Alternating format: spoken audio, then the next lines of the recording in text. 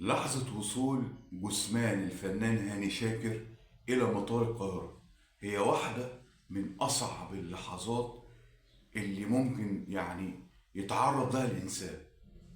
بصوا يا جماعة عشان بس ما اطولش على حضراتكم، وكلامنا في الفيديو ده عن وصول جثمان الفنان هاني شاكر إلى مطار القاهرة بعد طبعا وفاته وإكمال الإجراءات وخلاص.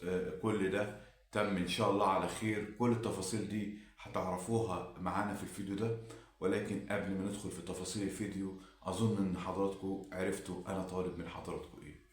برافو عليكم. متع وعطر لسانك بذكر الله، ألا بذكر الله تطمئن القلوب. نصلي على خير خلق الله سيدنا محمد صلى الله عليه وسلم.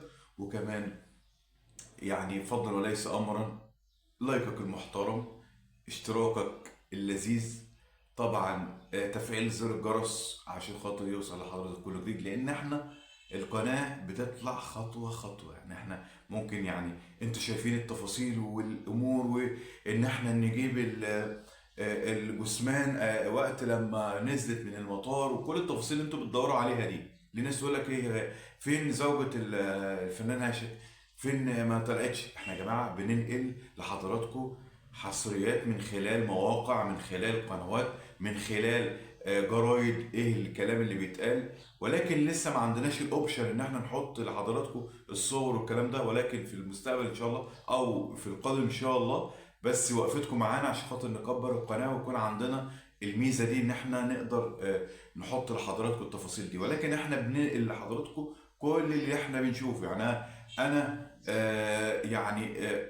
ما بكدبش على حضراتكم. خشوا شوفوا المواقع من خلال كل السوشيال ميديا بتقول ايه. لو انا بقول كلام غير اللي بيقولوه يبقى انا راجل بصطنع الكلام. ولكن خلينا بس نخش في التفاصيل الفيديو. سبحان الله العظيم، وما تدري نفس ماذا تكسب غدا، وما تدري نفس بأي أرض تموت. سبحانك يا رب، سبحان الله العلي العظيم. الإنسان بيجري ويسعى ويروح ويجي وشهرة ويسافر بلاد ويروح في بلاد، وهو أساسه الفنان هاني شاكر مات بره فرنسا أو أيا كان البلد. ولكن الإنسان سبحان الله ما يحسبش للدنيا، ما تفكرش انت هنعمل ايه بكرة. دع الملك للمالك. فدلوقتي الانسان هاني شاكر كان ليه باع كبير جدا وجمهور، وكل ده ما بينفعش. كل ده ما بينفعش. فربنا يحسن ختامنا وربنا يرحمه برحمته الواسعة. خلاص يا جماعة، على معرفتي بالخبر ان خلاص تمت الاجراءات، وطبعا الجثمان خلاص ان هو في الساعات اللي جايه، او يمكن يكون وانا بنزل الفيديو ده لحضراتكم وصل وسط حزن شديد جدا جدا من الاهل، زوجته واولاده، محبينه، قرايبه، الفنانين اللي زعلانين على رحيله. كل الناس زعلانه لانه على قدر ان هو مطرب معروف، فنان مشهور، على قدر ان هو ليه مواقف انسانيه الناس بتشهد بيها. وهو ده الشيء او الارث الحقيقي اللي الواحد ممكن يسيب البصمه.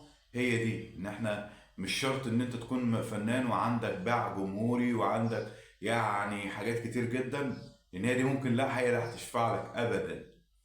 تخيلوا لو انت عندك اللي هو الفانزات بتاعتك وصلت لمليارات بيحبوك ومتعلقين بيك عشان انت انسان فنان او ايا كان، ان هو ده خلاص انا كده ضامن مكاني في الجنة. لا، والعلم عند الله. احنا بنقولش اه او لا، لان احنا لا نملك حتى لنفسنا اي شيء.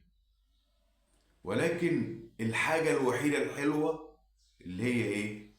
الارث، اللي هو العمل، الكلمه الطيبه اللي الناس تقول لك ايه، لا ده كان الراجل ده كان طيب، كان لسانه رطب، كان راجل صاحب كرم. يعني فده الشيء اللي هو يا ربنا يا رب يجعله شفيع ليه يوم العرض على الله، وربنا يا رب ينر قبره ويجعل قبره نورا يا رب العالمين. وطبعا يحسن ختامنا وختامكم، والدنيا يعني ملهاش اي ستين لازمه. حبيت ان انا بس اطلع مع حضراتكم في الفيديو ده، اقول خلاص يا جماعه. في ناس يقول لك ايه يا عم، خلاص هو الراجل رحمه الله عليه راح عند الاحسن من الدنيا كلها عند ربنا سبحانه وتعالى، خلاص الموضوع خلص. ولكن الموضوع يا جماعه دايما الناس اللي هي المشهوره، الحاجات يعني الفنانين، زي ما كنا بنتكلم برضو على البلوجر بسنت، فضل الموضوع معاها لشهر او مثلا اسابيع بعد وفاتها، والكلام مستمر. فالناس عندها كل واحد عنده تعليق بيتكلم فيه وبيقول اللي عنده. ولكن اسال الله العفو والعافيه. احبكم في الله، بشكركم شكرا جزيلا. الانسان فينا يعمل لبكره، مش تعمل لبكره العمل اللي هو العمل، لا اعمل لدنياك كأنك تعيش أبدا، أو أعمل لآخرتك أنك تموت غدا، حاجة زي كده يعني. أنا مش متذكر ال ال الكلام، ولكن إحنا دايما نفكر في إن بكرة هيجي علينا، إحنا هنقابل ربنا إزاي. هو ده المقصود. إحنا بكرة هيجي علينا، هنقف قدام ربنا، هنقول إيه؟ طيب لما ندخل القبر، ايه هو شعورنا في الوحدة؟ وربنا يا رب هو اللي يكون يعني ونسنا في الدنيا وفي الآخرة يا رب. واحنا دايما عندنا حسن ظن في ربنا كبير جدا لا محال. فالإنسان يعني مهما احنا مش ملائكة، مش معصومين، بنغلط، وربنا سبحانه وتعالى مطلع. والإنسان عندنا إنسان مخلوق بيخطأ وبيتوب، ربنا بيغفر ليه. ولكن الإنسان اللي بيخطأ ومتجاهل خطأه، أنا بقول لك وبذكر نفسي وبذكرك، بذكر نفسي الأول وبذكرك، رحمة ربنا مفتوحة وباب ربنا مفتوح طول الوقت. تعال حط ايدي في ايدك ويلا بينا نرجع. لو احنا بجد غفلنا عن ذكر الله وعن رحمة الله وعن يعني نعم ربنا سبحانه وتعالى اللي هو أنعمها عليه. يلا نشوفكم على خير، وآسف للإطالة. الكل يترحم عليه يا جماعة. خلاص يا جماعة، أنا بقول لحضراتكم هو خلاص اللي أنا استشفيته من المواقع ومن الكلام والكلام ده كله، إن هو خلاص تمت الإجراءات ووصوله في الساعات اللي أنا بتكلم فيها. ممكن يكون كمان الفيديو ده متأخر شويتين ينزل، وهو خلاص بالفعل تم وصول جثمانه. فالمهم أيا كان، احنا المقصود بالحلقة احنا اتكلمنا فيها، عشان ما نطولش لحضراتكم اكتر من كده. يلا نشوفكم على خير، مع الف الف مليون سلامه، وانتظرونا في فيديوهات قويه قادمه. اتمنى بس من حضراتكم تفعل زر الجرس. اكيد انت مشترك في قناتي لان انت ناس محترمه وبتحبوا الكلام الطيب المحترم اللي زيكم. يلا نشوفكم على خير، مع الف مليون سلامه.